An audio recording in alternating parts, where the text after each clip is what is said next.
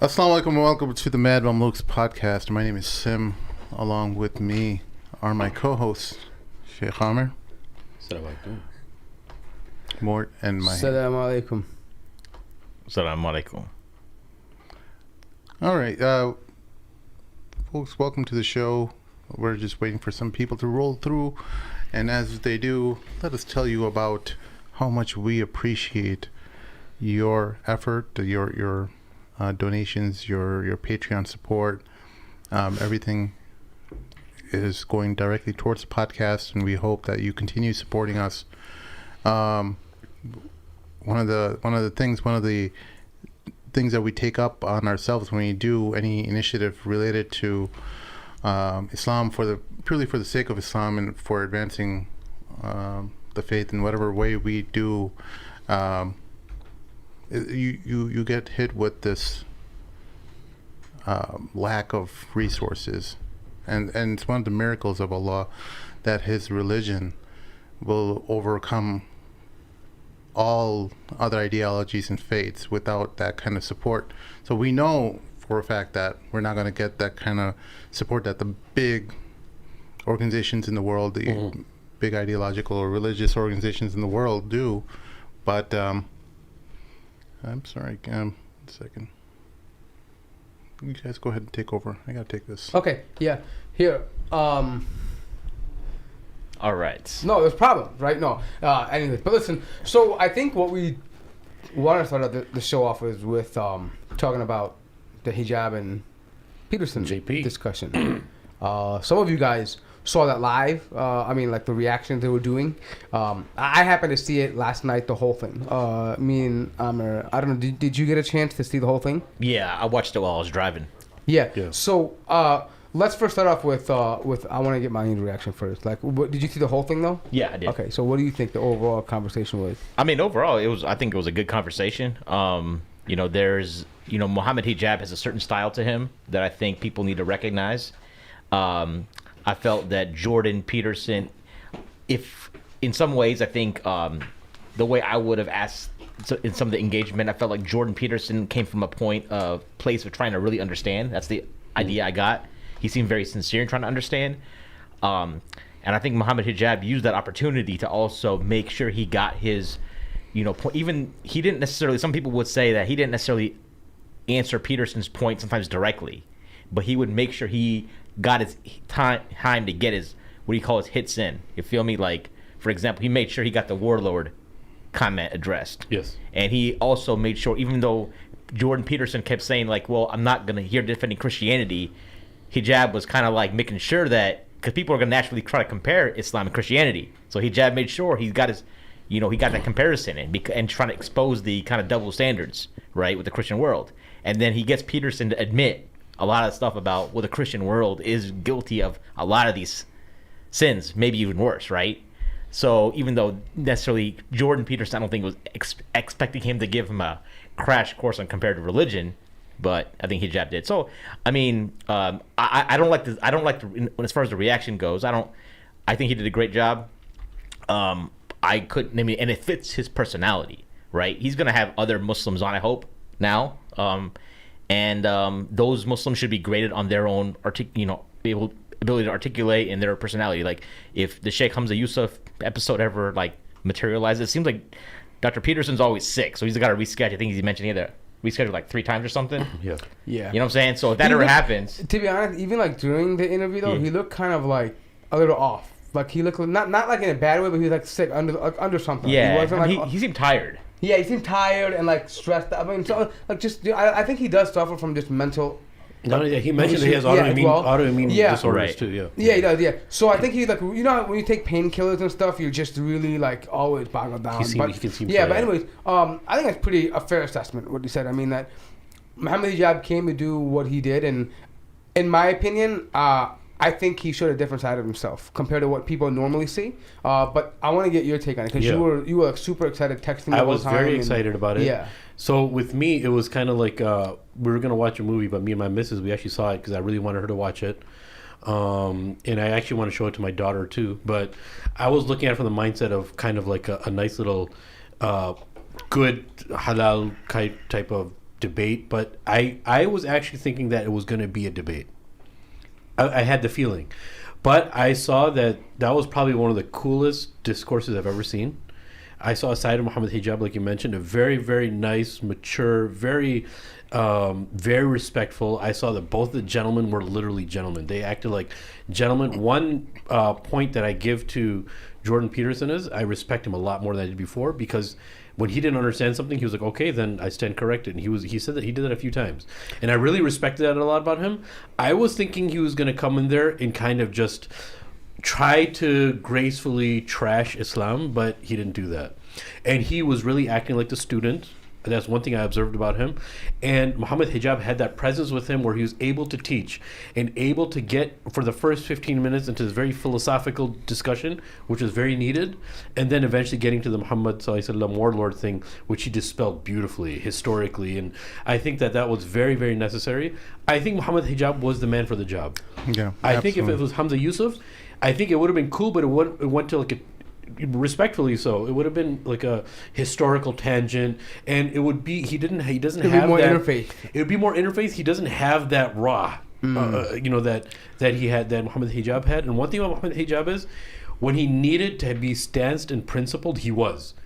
And he was very, very specific on Islam. Is where it started from. I think it was like the 20-minute point where he says, Islam will take care of its own interests, the way it seems that is beneficial for it. And it should. It should. Yeah. Well, right?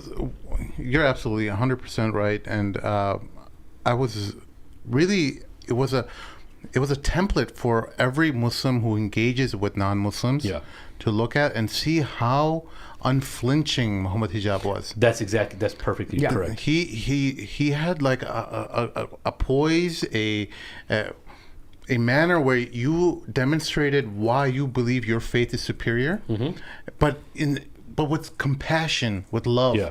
And he also demonstrated he took his time reciting the Quran. Yeah, that was beautiful. Yeah. No one would dare do that, okay?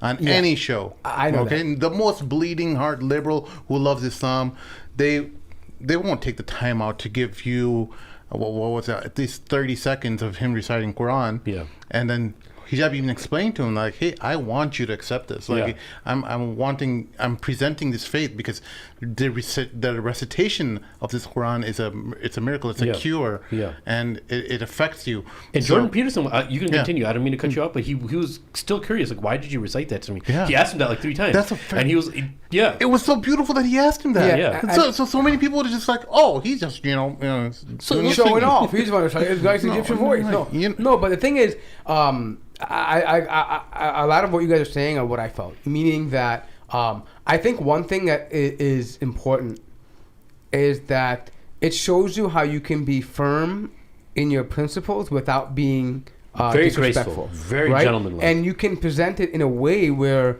the other person can realize, well, okay, I may be wrong for categorizing it that way, and you can still make your point away across without being, with still being cordial, right? And I think one of the biggest moments is what he was talking about was being able to recite the Quran, and actually another defining moment for me was when Jordan Peterson asked him straight out, "What do you want? Why did you do this?" And he straight up tells him, I wish and I hope that you become Muslim. Yeah. Like, I mean, I wish that this impacts you, so therefore you reflect on this, right? Yes. Not even that you become Muslim, but that you reflect on it. But see, what he said immediately before all that happened was something beautiful. He said the Quran is, one element of it is what the message is. But I wanted you to have the full experience with the flavor, so you understand what the Quran actually is, with its meaning and with its tune. And he also mentioned that there is, like, he mentioned the fact that there's a metaphysical thing here, like a shifa, like there's healing, there's a mental aspect to this, where people who hear the Quran itself without understanding the meaning, it has an impact, right? But I think more important, I think the cool thing about it was that it was a direct message, right? That, hey, I want you to become Muslim. Mm-hmm. Yeah. It's not what I've seen other times is that, hey, your faith is okay too, right? I've seen that approach, right? With a more interfaith. But here it's like, no, we want you to be, what we have is better, and I'm inviting you to it. Of course. I want that for you. Yeah. And I think that's the key difference from what I've seen compared to how other people have spoken in interfaith or with people of maybe his caliber in different faiths. They tend to be more on the, let's just get along, we're all in the same club type of idea. Stay where you are. You don't have to change. Kind of. Yeah, we're all just in the same club. We want what you want. We're cool. We can get along. Look at me. I'm the happy-go-lucky Muslim. That kind of thing. And that's fine for some people. But I think with someone like this, especially people of high caliber who are thinking individuals, especially like Jordan Peterson, who contemplate things like the metaphysical, they contemplate these things. It's important to explain these concepts from Islam and say, this is why we believe we're better. Yeah. And I don't think it's a form of arrogance. It's really a form of what... that's what Islam wants you to say. Yeah, I mean, it's really Allah speaking in the Quran, right? Saying that, hey, this is why. And I think he did a nice job of explaining... the verses in the Quran in which Allah challenges certain people. Yeah. The whole the argument of continuity, the idea that there can only be one creator, there cannot be a trinity, there can't be multiple gods. These ideas that this process that he goes through is what is important. Yeah. Yeah, absolutely. And all at the same time, he's explaining his own skill at the ability to have a discourse around philosophy, or what's often referred to as the philosophy of science, where you're discussing issues like postmodernism and other isms and philosophies that have kind of taken over or taken a foothold in the world. Is he's showing that he's not just a quote unquote preacher, but he's also someone you can have a very intelligent discourse, at least from the expertise that Jordan Peterson comes from, where the behavioral sciences and philosophy kind of happen. He's like, hey, not only am I demonstrating my expertise in this area, but I'm also showing you that I am able to have an intelligent conversation with you around much of the philosophical discourse that you're engaged with in those circles. Yeah. So it takes someone who has that. A lot of people, like, of course, Hamza Yusuf has, delved into those sciences but having that kind of communication or interaction with an interlocutor like Jordan Peterson, and not letting things slide. Yeah, not letting it slide, but showing that there's effective communication happening where both sides are explaining or talking to each other on each other's level, where there's not just like, oh, well, sometimes, Sheikh, this, when you meet other scholars and stuff, each scholar is kind of like, there's like almost like a barrier between the communication, because nobody wants to seem like they're flexing. Talk through each other, not. They're kind of, nobody wants to flex, So I know, like, whenever Sheikh is around other scholars, they're talking on a very basic level. And I'm like, I want to see some like real discourse here happening. It's not entertainment. You're waiting for the entertainment. Sometimes we expect to see fireworks. Yeah. Like, be firm in your position so we can see how the rebuttal will be. And I know for a fact a lot of listeners and stuff, people don't understand some of the most fundamental aspects of the nature of those kind of discussions, and I didn't care about that. Sometimes I like when you have discussions around postmodernism and stuff like that, people don't even understand what that is. Yeah. And they get lost in it, right? Yeah. I didn't care about that aspect in this debate. Yeah. Usually in other Muslim engagements, in the speakers' corners and things, I'm like, how many Muslims are even actually understanding what these guys are talking about? Very few. But they just want to see which side wins, quote unquote wins. It's a scorekeeping thing. Yeah. Like, hey, what side made the other side look stupid? Yeah. That's pretty much how people, and honestly, that's where a lot of this culture comes from, this debate culture, this speaker's corner thing. It's the arguments in general are what people don't really understand. I'm not saying people are dumb. I mean, this is probably even myself, right? Where we get into some of these cosmological arguments, these kalam arguments, right? I mean, they're really in-depth arguments, like that you have to really work through them. That's philosophy, right? You have to apply and put into different scenarios and ask and continue to ask and try to disprove certain things. And I think what he's saying is right. Most people I think wanted to see just if there were going to be sparks flying, right, and to catch the drama, because unfortunately that's the culture we live in. But in my opinion, I think however you feel, anyone out there feels Jordan Peterson, whether his reaction was negative or positive, or whether Muhammad Hijab did a good thing or a bad thing, I think ultimately it's a victory, because for me, it's not even really so much about Jordan Peterson. Imagine that base that he has and exposing them to a Muslim who can articulate himself and is not afraid to expand on the point. And some people would say, you know what?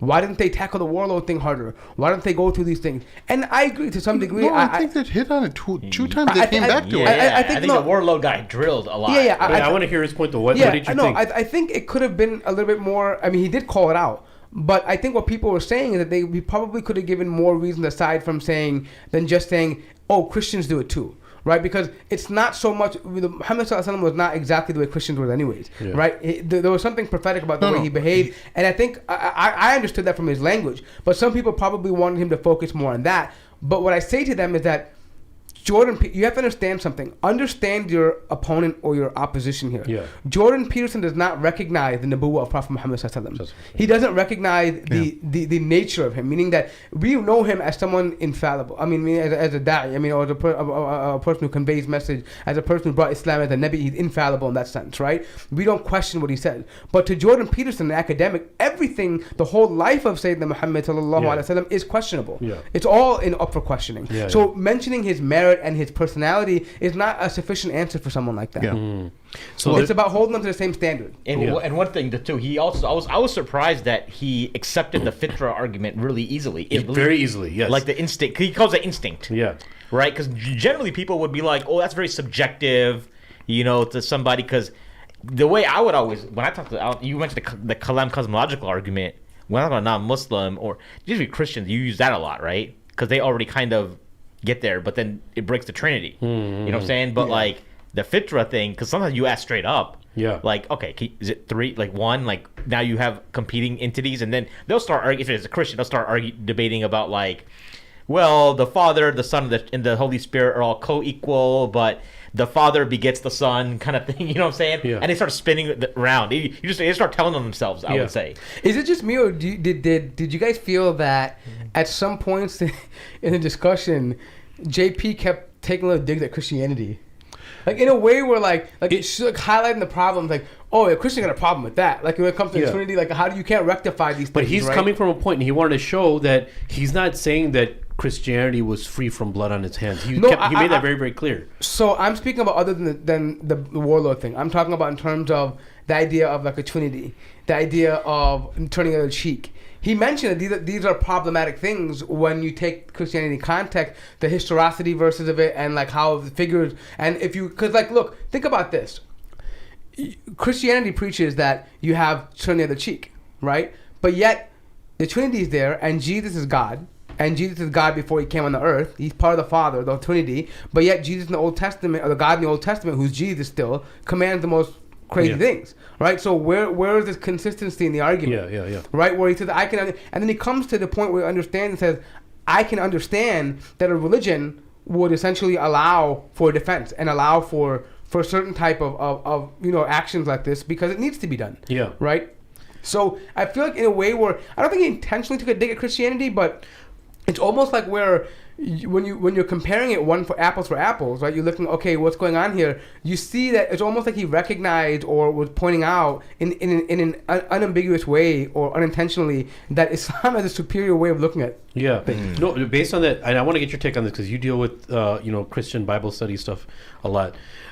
Did you sense from the past few appearances or discussions that Jordan Peterson's been having, especially now, I feel like he's kind of had enough of Christianity. It seems like he's focusing more on psychological and cosmological things, and it feels like he's kind of distancing himself from Christianity now to a little bit. He's and always it feels like had he's that. more open. He's always had that. I know he's had that, but it seems like he's becoming No, more and more I open think, now I think towards he, other. I think, to be honest, he said what he had to say about Christianity. He's done his part, too. He's done his whole. But he had no stance, though. That was the crazy thing after all this. He did. He had the series and the publications. No, I'm talking about in this talk. Yeah, because it seems like he just had no stance on Christianity. To be fair, the lecture was not about Christianity. Right, so it would be he's very methodical, right? So he thinks a lot about what he says, and I think he probably recognized. I don't know, Stim, maybe you listen to a lot of his stuff. He probably recognized it would be futile to mention Christianity. Well, it's not just that. You as someone who's an internationally recognized philosopher, speaker, lecturer, you don't want to be pigeonholed as like some Christian philosopher, right? Like, why would you want to just? He's already done his, he like did. He did his kind of like tafsir of the Bible type of a thing. Yeah. He had that many years ago. He published that out, and that many Christians were wanting him to like, hey, come out of the closet and say that you're Christian, and he won't do it because his whole basis of belief in God is like, I don't necessarily have to believe in God, but I have to act as if He exists. Yeah, So acting as if He exists. He doesn't necessarily. That allows him not to have any kind of any ties. And no, not necessarily that. But he doesn't have to defend himself against the atheists.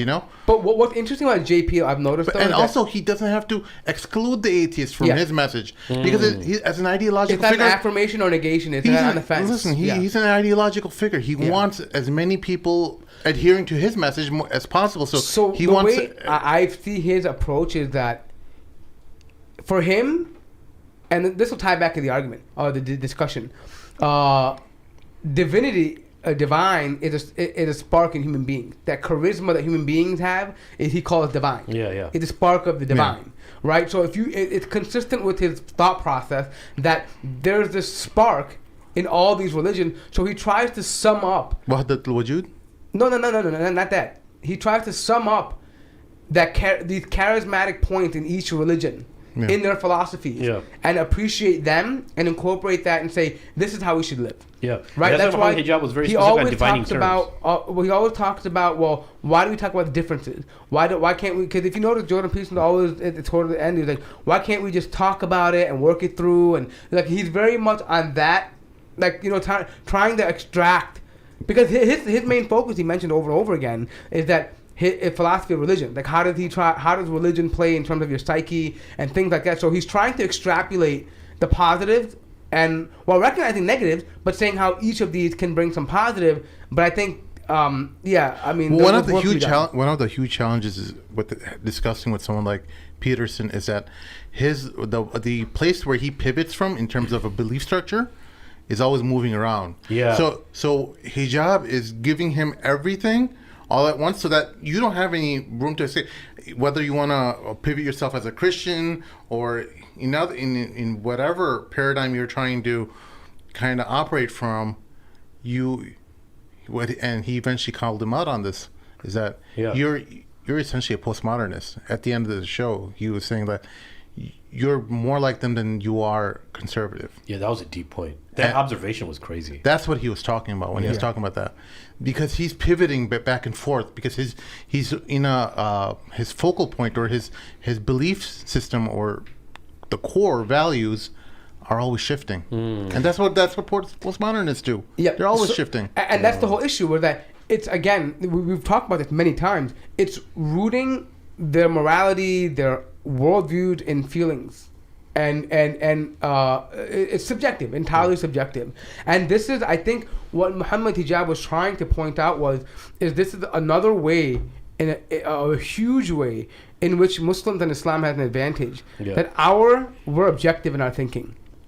We always say we have this Quranic lens that we put on, right? This prophetic lens that we put on, and everything becomes clear. I mean, we have a crystal clear vision on what it is and what we should be doing, what we should not be doing. Whether somebody agrees with that or not on the outside is irrelevant here at this point. In terms of how we view, but what I'm saying is for us, for me, Sim, and Mahi, like all the Muslims, our direction is crystal clear. We don't have a problem with that. And I think that's something that they can't make a claim for themselves. Yeah. Where they have to worry about whether in 10 years are the moral arguments going to shift. Yeah. Am I being moral today or not? That's true. You don't have to worry about that. No, but he exemplified that. He made it very, very simple. He's like, okay, the submission part I get, but what about the worship part? And he made it very, very simple. Submissions to Allah, how we know how to worship is through Muhammad sallallahu alaihi wasallam. So he was the reason why I found that very profound is they were in the midst of this storm of like, philosophical terminologies and debate, but then he brought it back to the simplicity of Islam, which was we submit to Allah, and how do we worship Allah is by watching Muhammad sallallahu alaihi wasallam and knowing what Muhammad sallallahu alaihi wasallam did, right? Yeah. So I think that part was really awesome. One thing I wanted to ask you was, towards the end of this, I thought that they were acting like super like sweet. Sweet is a great word, I think, to define how I felt, how they were being to each other. They were being very cool. He invited him. He said he would send him gifts and all that kind of stuff, right? Now, somebody again who follows, the Christianity and all that kind of stuff and studies it. What observation did you make within all that was happening when you were watching that? Did you watch it yesterday or the day before yesterday? I watched it, like part of it Monday night and then the rest of it yesterday morning. Yeah. So their exchange that they were having towards the end, where they just went off like for the last 10 minutes just talking about each other. So, I mean, Jordan Peterson in general is he's a very gentle in nature kind of guy. Like, he's very sensitive. He's very soft. If you've ever seen his other interviews, like it's very common for he's gonna like tear up in interviews. It's very common for him, right? Or in conversations. Secondly, we and Mort gotten some insight. Remember, we were in a clubhouse room with this brother once, who was a student at the University of Toronto, and he audited one of Peterson's courses, and he actually posted a picture with him like last week. And we were asking him straight up, like, "Hey, what went on with the whole RIS thing? Remember when he got He was on the Reviving the Islamic Spirit conference in 2017, 18-ish, around that time, and then then he got pulled off the panel, and he was like, well, Jordan Peterson was like really hurt by it, that disinvite, and he's a very sensitive guy, and so and he doesn't understand. I don't think he understands why he was pulled. I don't think he ever was given that reason because he said the brother ran into Peterson after his invite got pulled, and he could tell he was still like distraught openly about it. Yeah, but towards the end of that convo, what did you make of that exchange that they were having? I mean, he's just, I guess Jordan Peterson I think he's an authentic guy. Yeah, he's been himself. Yeah. I've seen that before. It's not like it's nothing unusual. I mean, I think he's the guy who doesn't like conflict. Yeah, he generally doesn't like conflict. Yeah, he only has to deal with it because people highlighted some of the stuff he said. Yeah, but he's generally not. I mean, he's a clinician, right? That's what he is. He beautifully said it. Who needs enemies? Yeah. He said it right there. And I think also, to be fair, Canadian Muslims screwed up.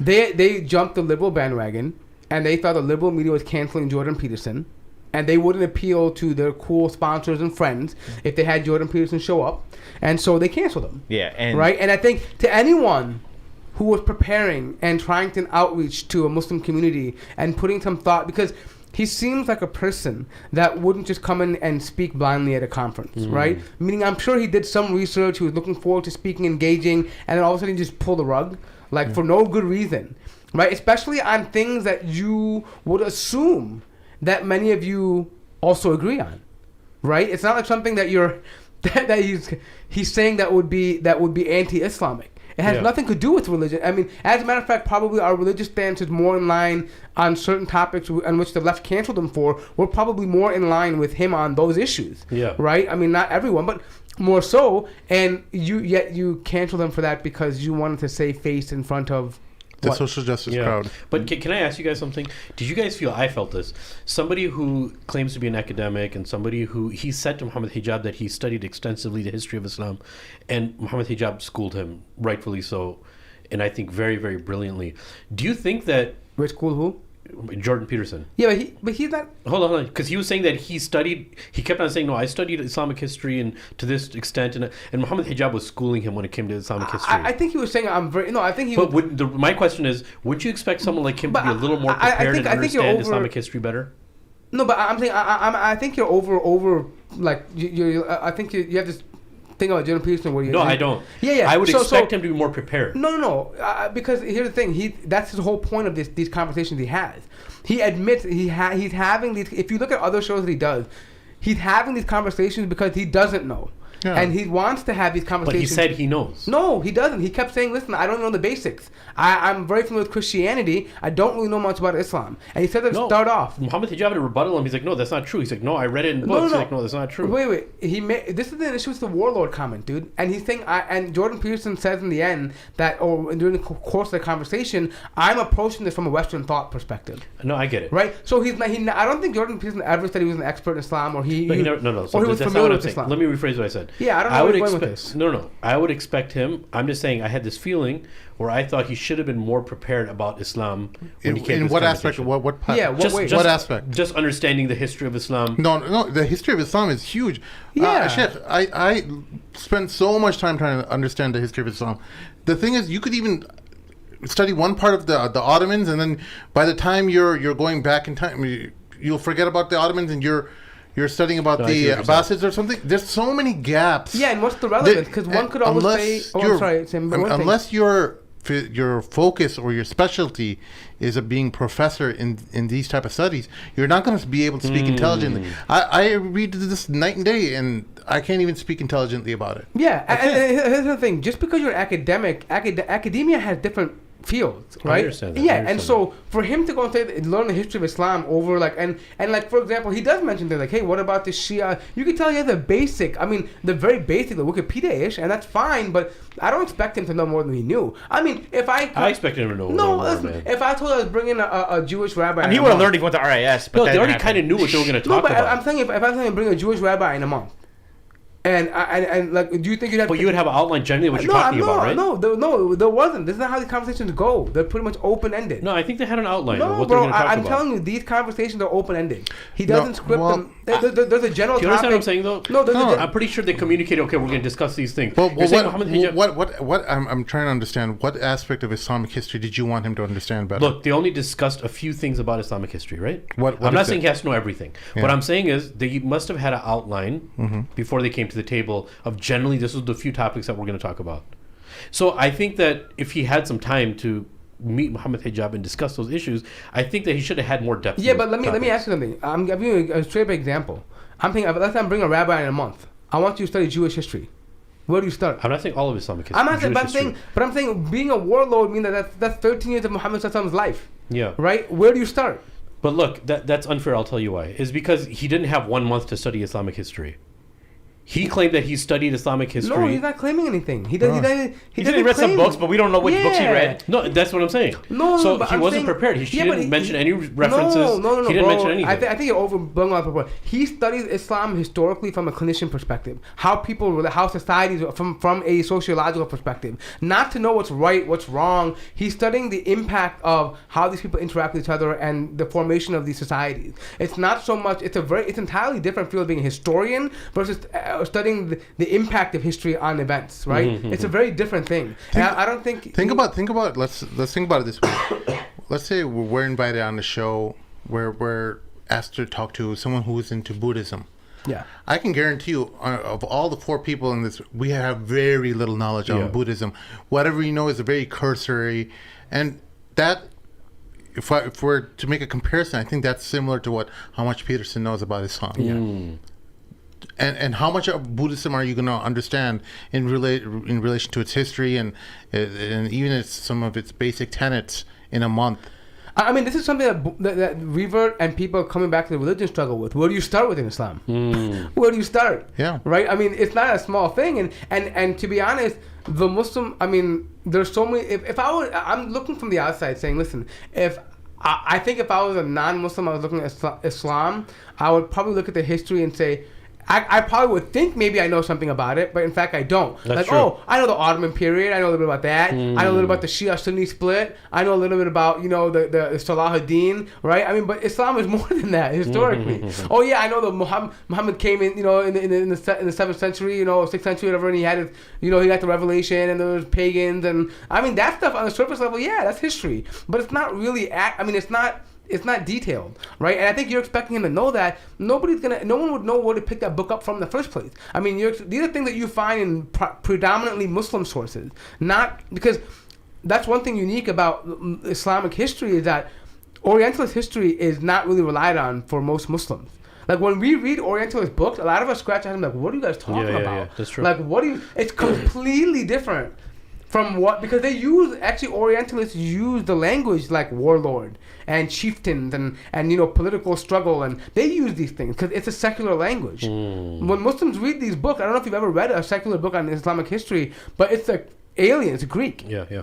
So from that perspective, and it's very surface level, like, oh, like they make implication. For example, oh, when Muhammad died, you know, his cousin, there was a power dynamic, and naturally Muhammad wanted his family to be in power, and other tribes didn't like his family in power, and so these led to a series of events where Muhammad's power was challenged, right? That kind of language, right? Yeah, Peterson probably ain't reading like what a Tabari. Yeah, I mean, You know? but very general, like, I mean, even like a very generalized Orientalist view on Islamic history, what they think might have been the cause of events, right? Obvious reasons, like, oh, of course Muhammad didn't want to leave his power to anyone other than his family, right? Like that kind of thing, right? Yeah. So you have to be very mindful of when they say what they mean versus they learn about history and what we learn. And by the way, for a Western academic, like, Canadian or American history is a couple hundred years. Right? Yeah. I am curious. I probably will go back and listen to his interview with Mustafa Akil now, because I don't know anything about Mustafa Akil except he seems to be some liberal progressive dude. I never heard it. You know what I'm saying? But I want to see how he engages, because my impression would be that maybe my estimation is that Jordan Peterson is kind of the kind of guy that is just a good host as far as he's gonna be cordial to his guests, right? As well. So that's why he didn't want it to. He could have been combative. And if he did, then Mohammed Hijab would have like punched back, right? But Peterson, I think, was very. But I'm curious if he's like that with his other guests. So I'll check that out. Speaking of which, you mentioned it, the Canadian Muslims dropping the ball. Yeah. So you were talking about people wanted fireworks. I bet the liberals and the leftists were really hoping for some fireworks, because I didn't hear a peep out of them. Their heads exploded, bro. You know what I'm saying? And it's just like the whole narrative, like Jordan Peterson's a white supremacist. The best they could come up with, I saw some tweet about, this is, you know, why do we have to like explain our history to satisfy your white what's the thing? White gaze? Why not white gaze, but like white privilege? No, white anxiety. Anxiety. Oh. Yeah, jeez, that's a new one. Oh, because he made the comment about how Westerners are very nervous about Islamic expansion. Exactly. That kind of thing. Yeah. So I saw one message from Was that Muhammadu? one of the. No, I didn't. I don't. Someone sent me a tweet of someone saying, "So when are the JP fanboys is when are they expecting the shahada of Jordan Peterson?" As if he's trying to basically poop on or mock the idea that, oh, look, your guy, he still hasn't accepted Islam. It's like. First of all, like that's Allah's decision. First of all, yeah. But you know, I will be fair though. I wasn't a super I wasn't a super Jordan Peterson fan before. I had some gripes with him, but I think recently the way he's conducted himself, I think especially after the interview, I have a newfound appreciation. I have a newfound appreciation for him, and I think I will be probably engaging his work more, simply for the fact that I think his genuine curiosity and intentions kind of shine through, and you know, basically said, hey, he didn't want to talk over and flash his credentials around and say, I'm a doctor, I'm this and that. You know, he was humble enough to say, I don't know. Well, I'm glad you correct me. I'm glad the terminologies are important. And I think it's important because someone like him, who's been mischaracterized in the media many a times, right, about being a white supremacist, about hating, you know, certain kinds of people, I think he understands more than others about why it's super important to use precise terminology when talking about religions and peoples and ideas. Yeah. And I think he appreciates that. So, and I think he saw that. So since I was like, I think on Twitter, right? So there's a tweet by some account, Muslims falling over themselves because Jordan Peterson said a few platitudes is one of the most pathetic things I've seen in a long time. Sad. Have some self-respect.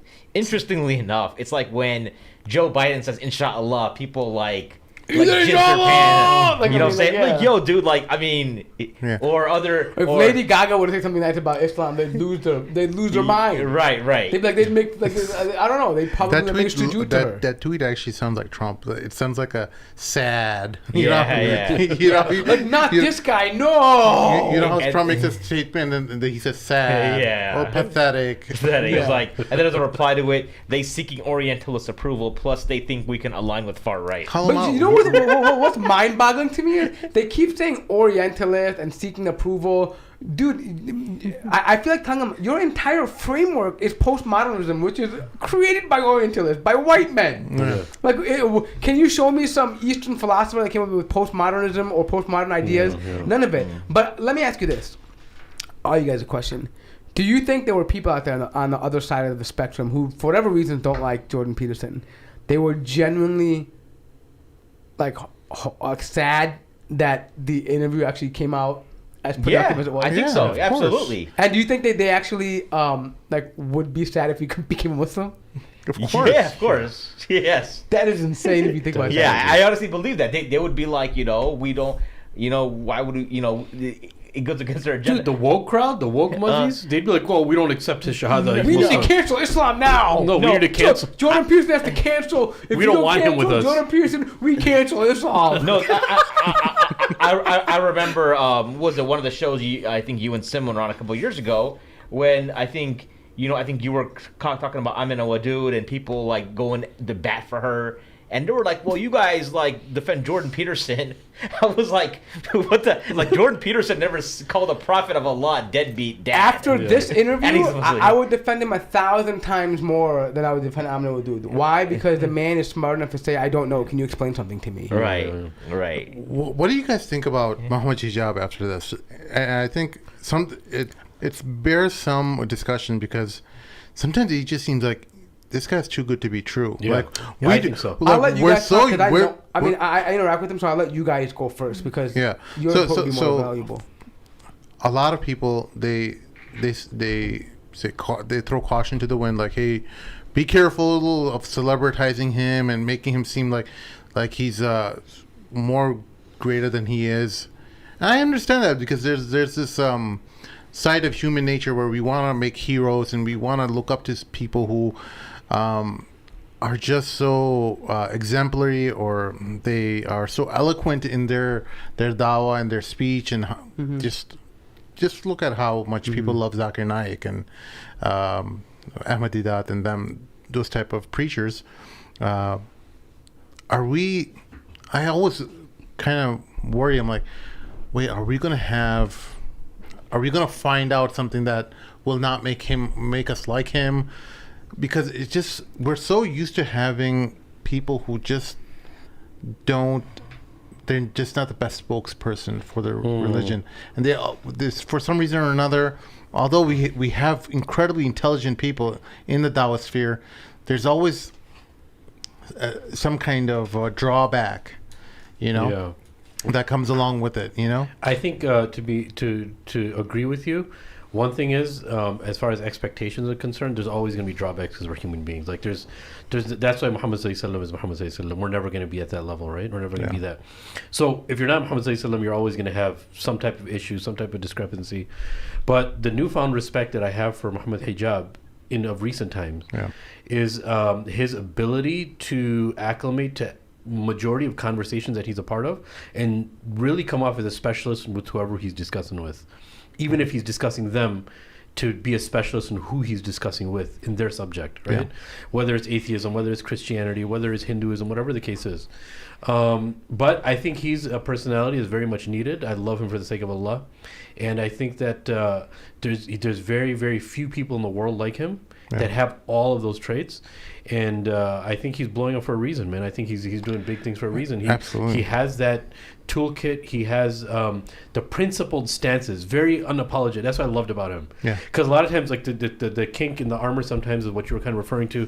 They usually have all these things, but there's one kink in the armor, and a lot of that. A lot of times now, post 9/11 is being very apologetic about things. He doesn't have that.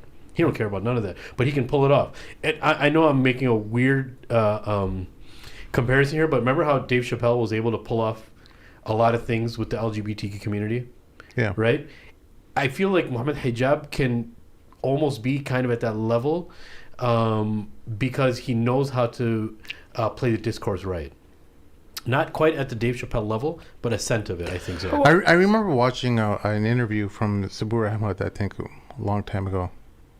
Is it Sabur who's a famous... Sabur, Sabur, yeah, and he was talking about his first interaction or his first discussions with Mohammed Hijab, and he was like, "This guy is someone special. Like this kind of person doesn't come along very often." Yeah. You know. And he doesn't look like the description when you see him right away. When you first start talking, he doesn't look like somebody who's like a really, really smart dude. No. No, I think he Seems like a muscle Wait, head. actually, No. before we get to And no, like yeah. Well, why don't you share yours, disrespect. and then I'll come in with my. So when did we start this podcast? 2016. I think our hope was that Sheikh Amr was going to be that Muhammad Hijab Yeah, he character failed. of the Yeah, USA. he failed. I'm gonna and that was fail like a you. train failed. wreck. I'm sorry you guys had that expectation of me. Yeah. Because I don't think when we started, I don't think I ever heard of Muhammad Hijab in 2016 when we started. Right? No, there In- wasn't. He April sprung up 2016. mainly about 2 years ago. You know, He had little videos The here and there. speakers. That No, he were, was Right. mainly famous in Speaker's Corner. so I think it's the UK, the Speaker's Corner. Is he from London? Huh? Is he from London? Yeah, in that area, yeah. So if you can get his address, that'd be great too. But You may dox him on the show. If you guys donate enough, we'll dox him. you know, but like I think he just learned to probably practice on Speaker's Corner. There's an environment there, right? Where are we gonna go? I mean, Chicago, you can do it, but I think Speaker's Corner, these guys are like dime a dozen. There's a bunch of them, right? There's Hamza, there's Sabur Ahmed, there's is it Imran? Imran, Yeah, there's all- you know, there's Hashim, Yeah, there's so- Dawah, but there's many people. But then Hijab is like the guy. He's he, a whole he- different he league came out compared to them. you know, it's like he took it to the next level, even more so than Hamza Sorts, because we thought Hamza Sorts was probably the Yeah. guy. Well, he- but as far as now talking to the non-Muslims now, because he's doing something coming up with Ayan Hirsi Ali. yeah, I heard Right? about that. So I think he's gonna be that spokesperson, right? I mean, I think we need an American version of that, but we don't know who that is. So And the American dynamic is I'm different. I'm Yeah. not sure we're ever going to find that So American type. I will tell you this much. It could be Mort then if No, Sheikh no. Amr dropped the ball. No, the thing is, No, the that one thing, brother from California. What's his name? That you guys. Sheikh Mustafa Uthman. Omar? No, Uthman. Sheikh Uthman, bro. He's a dying. He's a lion. I Sheikh like Uthman him. Farouk. Okay, so I see him as a pure da'it. I thought, like, Yeah, but he understands. He's not just a pure guy. Oh, He, okay. yeah, he engages with people for. Okay. But let me tell you that. So, to be honest, Muhammad Hijab is about his business, which is dawah, right? Everything they do, and one thing about him is that he seeks shura about everything. Hey, is this good to do or not? Is this good for the dawah or not? Hey, Sheikh Haytham is his teacher, right? Huh? Sheikh Haytham Haddad. I'm a teacher, but I mean, there from all the other da'is that are in the group, like and things like that, and other around him, close to him, who holds in high esteem, he seeks shura, and he wants to see all because is this good for the dawah or negative for the dawah, right? And so his entire mission is making Islam reign supreme. All right, and I think the way he where he excels is the fact that he's able to combine. A lot of times you have this split where Muslims end up being too philosophical and they lose the core of Islam. They end up being like, you know, all this philosophical and everything is kind of in a whirlwind.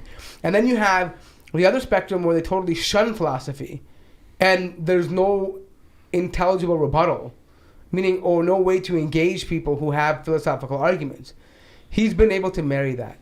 The traditional views of Islam with philosophical view, and he's not afraid to reinvent. He understands that within philosophy, you have room to kind of invent your own, like, or innovate within philosophy. Because philosophy is not a hard science, nor is it something ingrained within Islam, right? Meaning that you can apply principles, you can come with your own theories, your ideas, and explore them, and that's what he's been able to do.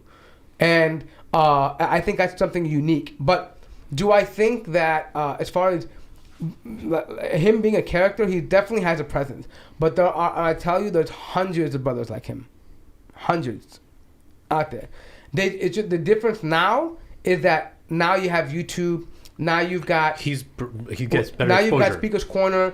You got the thing. I mean, and I'm telling you right now, there's a brother right now coming out from America, Brother Jake. He's about to go debate David Wood right now in Texas. But David very was a soon. scrub, dude. No one should debate him. Yeah. Yeah. Huh? David was a scrub. No one should debate him. Hold on. Why is it important? You will think that he's a scrub to you, but he's a scrub to me, but to his audience, he's not. This is a man that screams up, and he's able to get, he gets 60,000 views of people watching at one time, right? You're reaching an audience. When you have a person like, and that's what Muhammad Hijab did. He targeted people like this, so you have to come on the scene. You have to be able to. Why would you engage someone like a puss? He's a nobody. I mean, he's a total jahil. But he has fans. He hates when you say that. He has a base, right? Yeah. David Wood, a total jahil. Sam Shimon, jahil people. Mohammed Hijab came from the UK, debated him in Jersey for a reason. Not because he's an academic and he's super intelligent. No, but you crumble their morale. You destroy the morale from the base. This is the name of the game. Because people, believe it or not, who are Christians and not non-Christians, they rely on these people to attack Islam. When you take that rug away from underneath them, they don't know which way to attack Islam from. Right? So when you discredit them. So what I'm saying is that, we know his arguments are silly and dumb. But again, in the argument, in the realm of polemics, it's not just about saying the argument's dumb and proving, oh, look, here's the hadith, you're wrong. It's the presentation. It's the present. It's being able to show even the other side definitively that your man is not winning this argument. He hasn't convinced anybody. That's polemics. You're talking more strictly from an academic perspective, but that's not the game.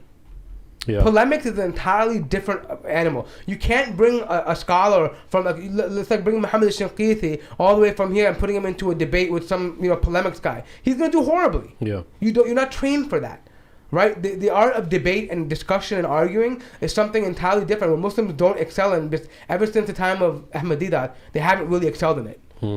Right? And so this is where you will find people like that now coming in. That's my opinion. I think this is where he shines. Where he's able to marry the traditional Islam with polemics. Agreed. And that presence. I think there's many brothers that are out there doing it. They just haven't gotten the attention yet. But I think, but he works with them, and that's really good. It's a good idea. I think we'll see more of these things coming forward. I mean. All right, guys. Speaking of people who have agents working for them, like Sam Shimon and them. One of our agents, one of our own guys, turned out to be an agent. Mine. Joking. Whoa, man, shit. What am I this time? Shouldn't be hurling around. He cares a lot. He cares. He cares for everybody. There's a brother at Masjid Sahaba, which is a Salafi joint in Columbus, Ohio, used to tell me all the time, Maheen, the thing about Cair is Cair don't care about the Sunnah. Well, speaking of. All right, let's read this. Let's read this report here. You gonna pull it up? Yep. I'm pretty sure this guy's best friends with a lot of my homies. Before we get into really, I mean, really. So Cair released a statement. I was gonna just read a news article, but it's good to just read it from the horse's mouth. On behalf of our entire Cair team, I hope you and your families are doing well, blah, blah, blah. Reaching out to share some important news about Cair's fight against Islamophobia. As you know, a critical part of our work is monitoring and combating anti-Muslim groups which spend millions of dollars every year to demean, harass, and endanger our community. Last year, our national office received extensive and unprecedented information about the inner workings of one of these organizations, the so-called Investigative Project on Terrorism, IPT. IPT was founded by Steve Emerson, a far-right extremist described as an anti-Muslim activist by the Southern Poverty Law Center. Emerson faced international ridicule after a humiliating Fox News interview in 2015 and largely disappeared from mainstream media afterwards. However, the extensive information Cair received showed that Emerson's hate group was still active and obsessively monitoring remarks delivered by Muslim public figures. Evidence indicated that Emerson was cursing, threatening, and otherwise mistreating his staff for failing to produce enough Islamophobic content. The evidence also indicated Emerson's hate group was communicating with and providing assistance to Israeli intelligence with the office of then Prime Minister Benjamin Netanyahu. Let me say that again. The Israeli government was collaborating with an anti-Muslim hate group. Although this was a major discovery, the evidence revealed something even more disturbing. Emerson's hate group had spent years trying to infiltrate and spy upon prominent mosques and Muslim organizations using moles among their staff and volunteers. One of the organizations targeted was Columbus, Ohio, home base of our very own Sheikh Maheen Islam. Columbus, Ohio chapter of Cair. Sorry, that last part wasn't in the statement. That's not. They don't care. They don't care about buying. So how do all these MLI people feel about this? After learning about the situation, we hired an outside law firm and forensic specialist to vet the evidence we received and provide us with an evidentiary report. We also alerted other Muslim community leaders whose groups were targeted so that they could perform their own investigation. Last month, our forensic investigator provided her report. Ooh, it was a she. The report confirmed that the key evidence we received was authentic and that an employee of a local Cair affiliate had indeed been secretly working with a hate group. Ooh. And that employee was Roman Iqbal of Cair, Ohio. This guy right Didn't here. he go on a spending spree or something? He was buying some guns and stuff on the For Cair years, card. for years, Mr. Iqbal was secretly sharing confidential information about our civil rights work, including surreptitiously recorded conversations, strategic plans, and private emails with anti-Muslim extremists. He did this in violation of his ethical duties to the organization and his moral duties to protect Ohio Muslim community. The local chapter's board of directors has fired Mr. Iqbal, who confessed to working with the hate group after being confronted with the evidence against him, and secured their organization's key data, assets, and infrastructure. Cair National has also confirmed the safety and security of our systems. Mr. Iqbal never had access to our data or the data of our local offices, which operate separately and maintain strong security protocols. We are now working closely with Cair Ohio team to hold Mr. Iqbal, this anti-Muslim hate group, and those who work with him, whether forensic or domestic actors, accountable for their conduct, which may have violated numerous state and federal laws. We thank Allah for exposing this plot to us, and we thank Allah for protecting us from harm. They plan, and Allah plans, and Allah is the best of planners. Sadly, this hate group's attempt to spy on mosques and Muslim organizations was not surprising. Civil rights advocates have been targeted by infiltrators for decades, from Malcolm X and Fred Hampton to anti-apartheid activists. Those who stand for justice have repeatedly been targeted by those who stand for injustice. Okay, there's a lot of blah blah blah. Finally, please know that we continue to investigate this situation further. There is more information that we cannot share at this time. Rest assured that we plan to do everything that we can to protect American Muslims from the harm of hate groups. As always, we thank you for your support. We encourage you to redouble your support for our work to fight anti-Muslim bigotry across the United States. With thanks. Nihadawad. Nihad, where's your Assalamu alaikum and wa alaikum assalam, ya akhi? This is something you're literally an Islamic organization. They're not an Islamic organization, bro. This is, what do you mean they're not? I thought it is Council on American Islamic Relations. Yeah, they're not Islamic Islamic. organization. They're for civil rights. Civil rights for Islam. Yeah, but anyways, okay, look. Here's the thing. Sure. Honestly, first of all, can we just say that when the guy's a retard.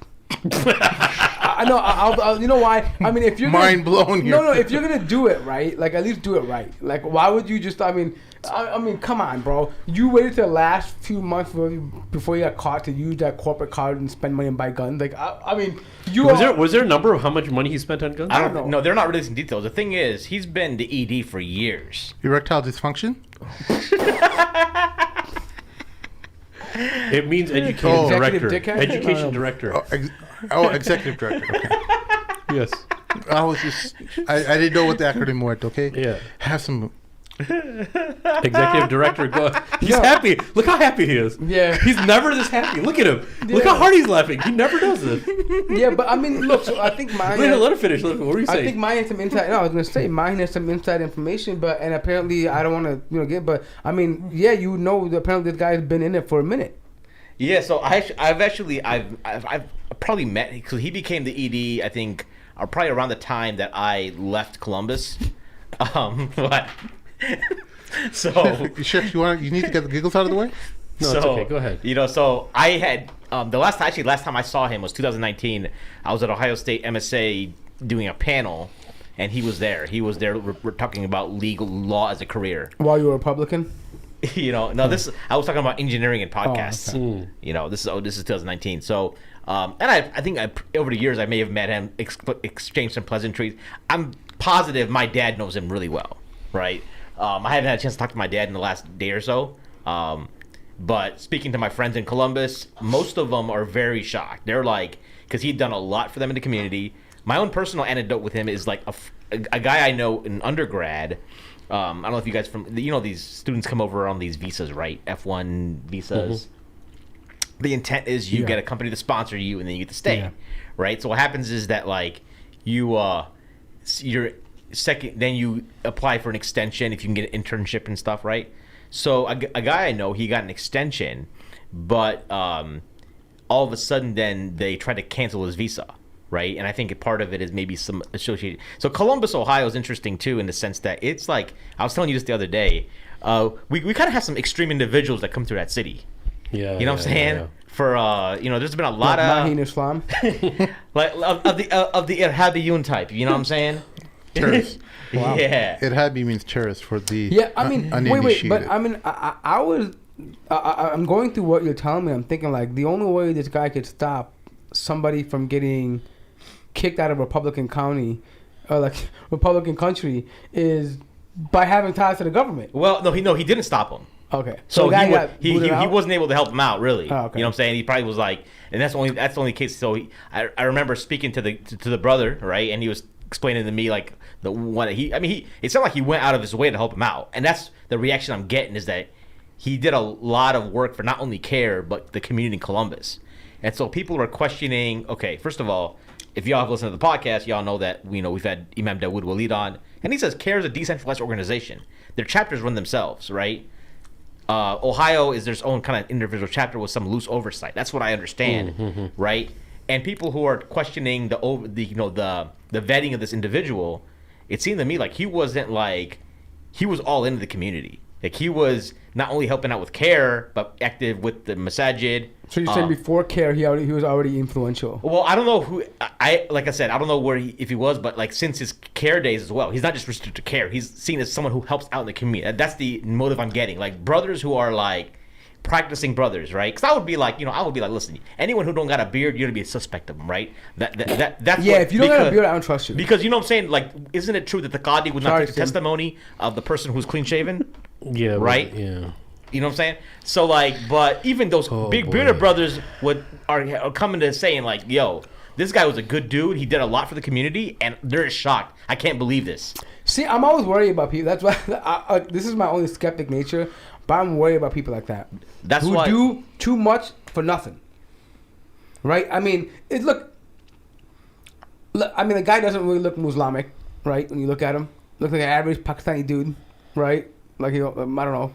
And then like he's doing all this stuff, involve everybody. Man, I would watch my twos around him. I'd watch my back because something doesn't add up, right? It's just my nature. I'm not saying everybody has to believe it that way, but yeah, not all of us do. Yeah, I know. That's why you get bitten in the butt. I know, I get that. But I'm saying, I mean, like the same thing happened. We had an IFS. Oh, what a wonderful guy! He comes to the masjid all the time. He's stealing millions from your bank account. Stupid people. So I'm saying you have to stop being. You know what the problem is? Muslims, they automatically think that if you do something nice for somebody, or that if you're just other people say good things about you, that you're automatically a great person. You can put you on a pedestal. They don't like. I'm not saying you should think the worst, but you shouldn't glorify people without actually really knowing them. Well, look at this guy. You want to beat him up? Yeah. I mean, look. I don't know. He probably looks like an average South Asian guy. I don't know him, but I certainly wouldn't be like, yo, man. Like this guy is like, I would look at him, man. He's part of Cair. He's with the Muslims. Immediately, I would say, listen, this guy's in the news. He works in the organization. There's some political ties, probably. You know what I mean? This is the nature of the business, right? If you're anybody, whether Columbus or Illinois or Chicago, California, if you have contact within the city government in these places, in that place, and you have an outreach, right? The chances of you having to do some dirty work with companies and organizations is very high. Super high, right? It's very, very high. And as much as people say, well, not everybody, I get it. Not everybody, people. I get that. But let's just look at and average the numbers. Most of these people have done some shady things to get where they are. It just is what it is. You're very true. American Muslim organizations are no different. They have political in nature. They have a structure. They have hierarchies, and they have favoritism. They have nepotism, like every organization, like every group. I'm wondering. But that doesn't. But let me say one thing. As much as I dislike some of these Muslim organizations, it does not provide an excuse for a D-bag like him to go out and make contracts with the government and spy on people, especially for foreign lobby and foreign interests like Israel, and spy on Muslims. I don't care how bad your Muslim organization is or how politically motivated it is. It doesn't excuse your behavior is inexcusable.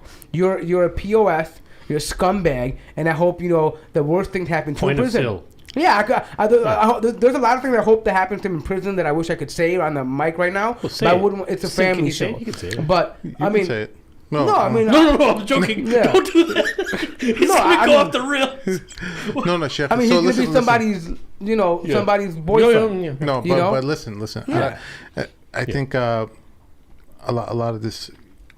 First of all, it just makes me wonder, like, how or who is responsible for setting up a Cair chapter, and how someone like that is even like vetted. Like, why wouldn't you do some kind of digging and get qualified people and pay them the amount of money that they deserve? So, I understand, but I don't think that's always the case, man. People.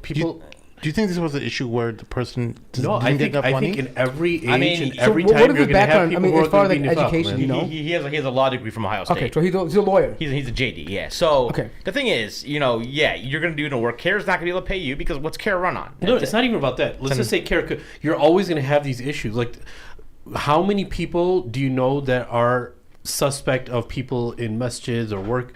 Like, it's everywhere. Like, that's one thing we have to understand. These things are happening, I'm pretty sure, in almost every major institution, right? Yeah. Whether it's with a foreign agency or not, but there's always some type of intelligence being exchanged in organizations, right? Unfortunately, but so I think that nifaq and that is gonna.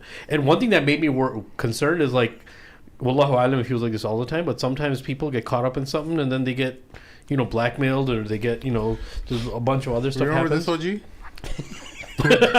Kurdoglu is he's the OG of the traders. Yeah, but you know what I'm thinking about right now? In my head, I was chuckling. I was thinking about Islamic and news and making them like they're making a news, like a publication saying that Pakistani American Muslim sells out for Israel for free falafel, for life free of falafel. Lifetime supply of falafel. But remember that Islamic thing? Israeli hummus.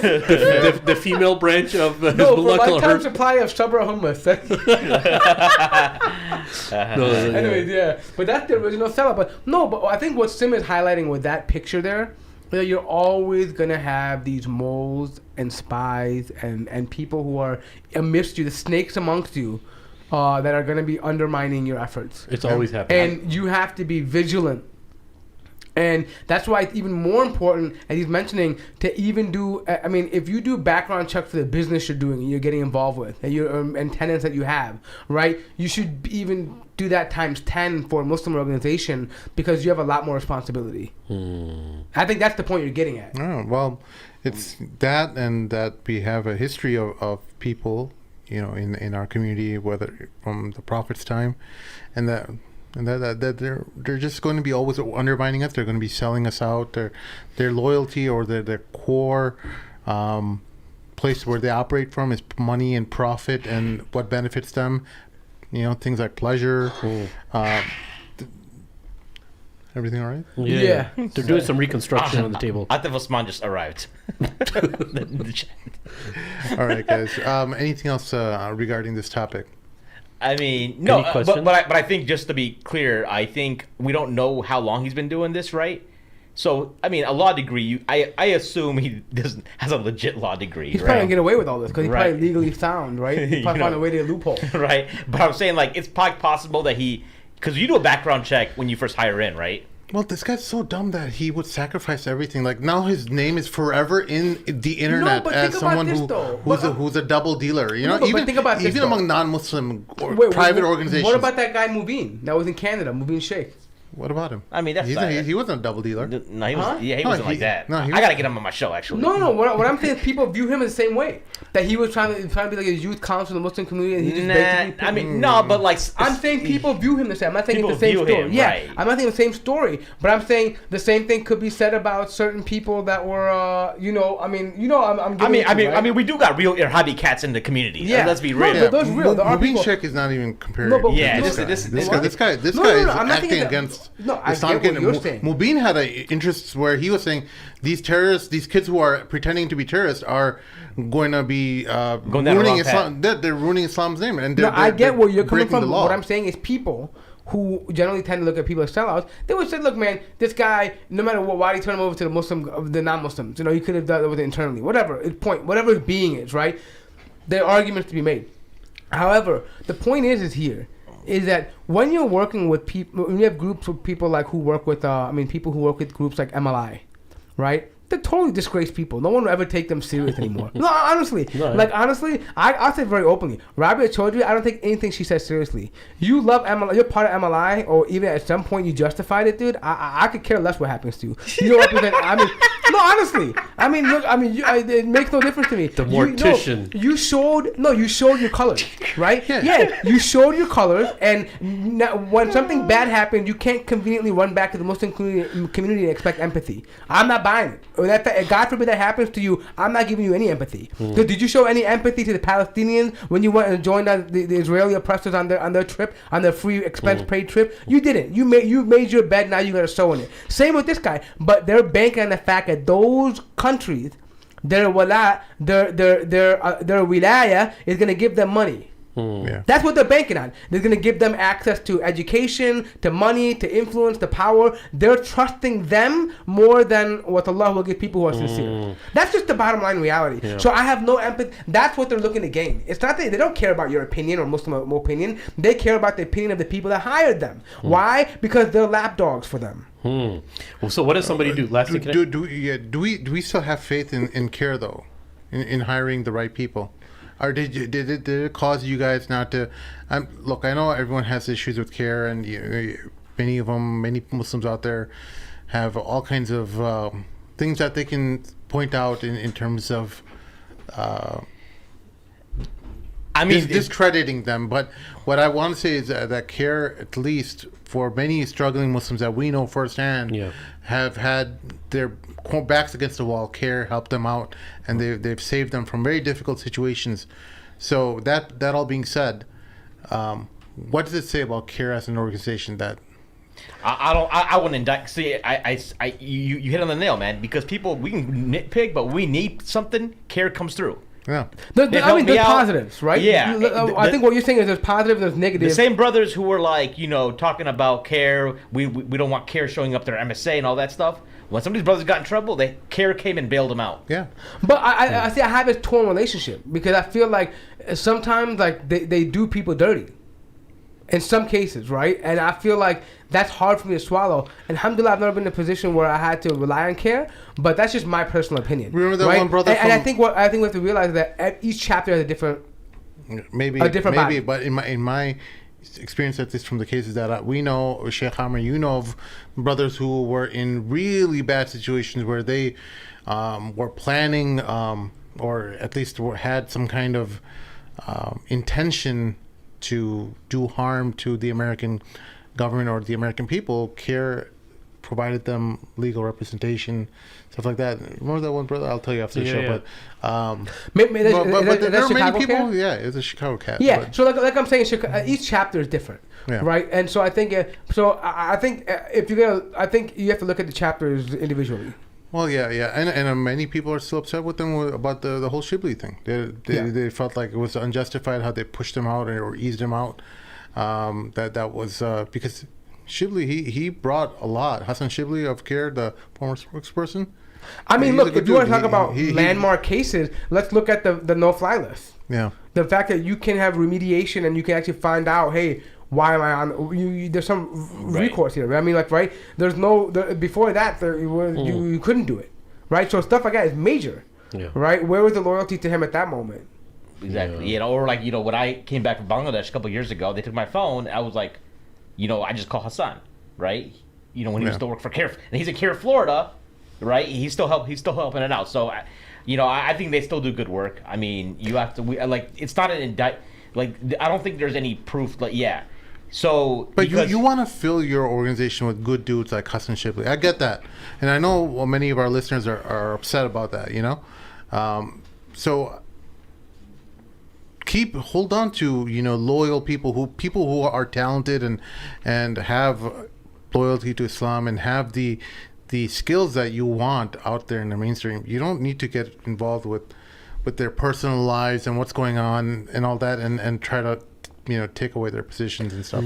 That's the troubling thing, because if it's someone that has done something in their personal life that's not really not considered to be offensive to the general public, they're cool with it. Yeah. Right. And by the way, this is not just Cair. This is a lot of Muslim organizations, right? And they say, oh well, we're just worried about what they do for our organization, which is granted, fine. If that's what you are, an organization that has a particular focus area, I understand that, but at least be consistent in all of that. Then don't selectively choose which personal matter of someone's life impacts the organization's ability to carry out their goal. Man, it's the way of business, unfortunately. I don't know Hassan. I've maybe had a couple Twitter interactions with him, but I don't know him. He's not my friend or anything. But from what I saw was that I saw someone who was being sabotaged because of their personal relationships with their wife and stuff like that. And I was just like, what the hell is this? You know? And in the middle of the whole Me Too thing and like the believe her side automatically type story. I'm not saying who she's right or wrong. I'm saying there was a political climate and a social justice climate at this moment where whatever a woman says, you must believe it. If you don't, you're definitely beating your wife or you're an abuser. I think in that climate, you know, Cair thought it was wise to just dismiss a person, right? That chapter of Cair, right? But before we wrap up here, I think rumor has it that Mahin was actually going to be part of Cair Chicago, but you know, his controversial comment on the Mamluks. Is this true, Mahin? Yeah, I mean, because he brought on racist people like Richard Spencer. Yeah, so he couldn't be on part of Cair Chicago anymore. Maybe you should bring on Robert Spencer now. Robert Spencer. Some people still funny that they thought Richard Spencer was right. They got him mixed up. They're like, Mahin, can't you believe that you interviewed somebody who writes for jihadwatch.org? That was on Clubhouse, right? Yeah. They were like, you brought... Dude, this woman was like, just like shaking and talking. I don't even want to talk to you. You brought Robert Spencer... You talked to Robert Spencer? Oh my God! Right? And it was like, no, wrong one. Richard Spencer. Doesn't matter, they're all the same. All the Spencers. All right, guys. Thank you all for listening to us. Really appreciative of all the support in the chat. And please help us out on patreon.com/the Mamluks. We're not big and beautiful like Cair, and we don't have all the kinds of resources, but we want to put on the best show we can for you guys, utilizing every available piece of technology that we can afford to put together a good show for you guys. So help us out in whatever you can, even if it's a couple bucks a month. But save the big bucks for, you know, more needed organizations that need that kind of support. Your local mosque, zakat issues. You just want a few bucks. Help us out. A cup of coffee, as they say. A cup of coffee, right? But if you can't do that, if you if you can't even do that, can you just hit the like button? At least. Just hit the like button. It's just simple. Like us. Yeah, just 75 of y'all out there. Just 75 likes right now. Do it. Just say miskin yani, and then hit the like button. I mean, look at Amr. I mean, Amr is willing. He put on his special Muslimic clothes today. Oh yeah. I noticed you ditched the kafir outfit. Yeah, he ditched the kafir corporate outfit and wore these nice kufi and his jalabiya just for you guys, so you guys can get the likes. And he felt he was missing the love last time. Sometimes I ask myself why I put myself in such a self-deprecating environment. Yeah, but we will continue. We're going to continue. It's part of Tazkiyah, and it is. You're right. You know, it's building that inner muscle of yours because you're weak in that sense. You're right. I am. Yeah. Friends, thank you all for listening. We'll see y'all next time. Assalamu alaikum. Wrong button. It's okay.